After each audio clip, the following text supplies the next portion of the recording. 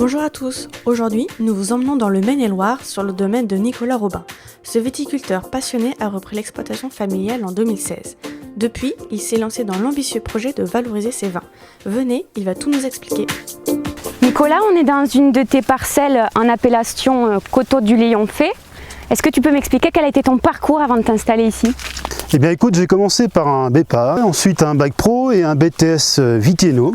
Après j'ai été travailler sur un autre domaine pour acquérir un peu plus d'expérience. Et ensuite je me suis installé en 2013 avec mon papa pour ensuite reprendre complètement l'exploitation en 2016.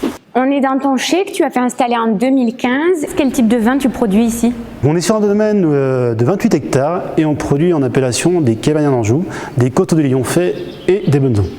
Et je crois que tu as participé à certains concours et que tu as des vins qui ont été primés. Tout à fait, oui. Ça fait 2-3 ans qu'on participe à des concours pour revaloriser encore plus le produit et faire reconnaître notre travail depuis quelques années.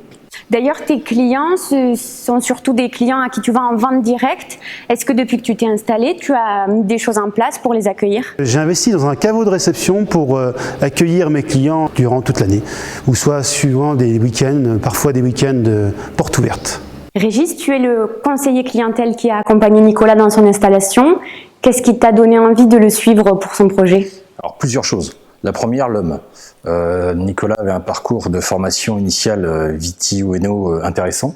Et puis ensuite, il avait une solide expérience puisqu'il a travaillé 7 ans dans un chai du Val-de-Loire. Ensuite, il y avait la modernisation du chai. Il y avait une continuité familiale, mais il fallait la moderniser. Donc Nicolas a investi dans un chai pour qu'il le rende plus fonctionnel, plus agréable à travailler et mieux équipé.